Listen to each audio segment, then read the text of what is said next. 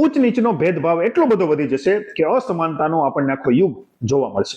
તમને એમ થશે કે જેમ જેમ આપણે ઇવોલ્વ થઈએ છીએ, જેમ જેમ આપણે આગળ વધીએ છીએ, એમ આપણી વચ્ચે સમાનતા વધવી જોઈએ કે પછી બધા લોકોને અધિકાર સરખા મળવા જોઈએ કે બધા જ લોકો સરખા હોવા જોઈએ. પણ લેખકે આ બુકની અંદર જેવી શક્યતાઓ દર્શાવી છે, એ શક્યતાઓ તમે સાંભળીને તમે અંદરથી હલી જશો. ડિટેલ માટે તમે બુક વાંચજો, પણ હું તમને બ્રીફમાં અહીંયા 1 મિનિટમાં સમજાવું. અત્યાર સુધી આપણે દુનિયાની અંદર પૈસાની અસમાનતા જોઈ છે, થોડે ઘણે અંશે જાતિની, ધર્મની, એકાબીજાના અધિકારોની અને થોડી ઘણી એકબીજાના એક્સપોઝરની પણ ભવિષ્યમાં કદાચ એક માણસ જ બીજા માણસથી આખો અલગ બની જાય તો?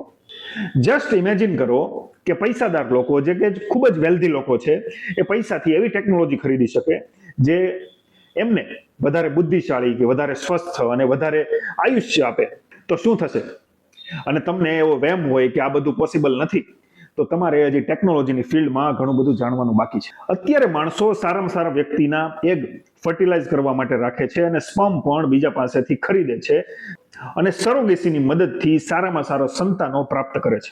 એટલે એ સમય હવે દૂર નથી કે જ્યારે સામાન્ય માણસો કરતા આ લોકોની શારીરિક અને માનસિક ક્ષમતા અનેક ગણી વધારે હશે. પૈસા હવે ખાલી લક્ઝરી નહીં ખરીદે, પણ આખા માણસને અપગ્રેડ કરશે. અત્યાર સુધી આપણે જોયું છે કે જે રાજા મહારાજા હોય અથવા તો જે પૈસાદાર લોકો, અત્યંત વેલ્ધી લોકો છે, એ બધા પોતાની જાતને શ્રેષ્ઠ માનતા, પણ એમનું બાયોલોજીકલ બંધારણ તો આપણી જેવું જ હતું. પરંતુ આવનારા સમયમાં એઆઈ અને બાયોટેકનોલોજી મળીને ખરેખર કદાચ બે અલગ જ પ્રકારના માણસોની રચના કરશે.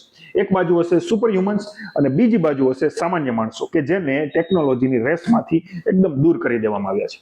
જેની પણ પાસે સૌથી વધારે પ્રમાણમાં ડેટા હશે એ જ આ દુનિયા ઉપર રાજ કરશે. તમે વિચાર તો કરો કે બુદ્ધિ, આરોગ્ય અને આયુષ્ય, આ બધી જ વસ્તુ જો પૈસાથી ખરીદી શકાશે, તો આપણે જે અત્યારે માનવ જાતિ છીએ એ જ માનવ જાતિ રહેશું કે આપણી અંદર પણ બીજી જાતિઓ જન્મ લેશે?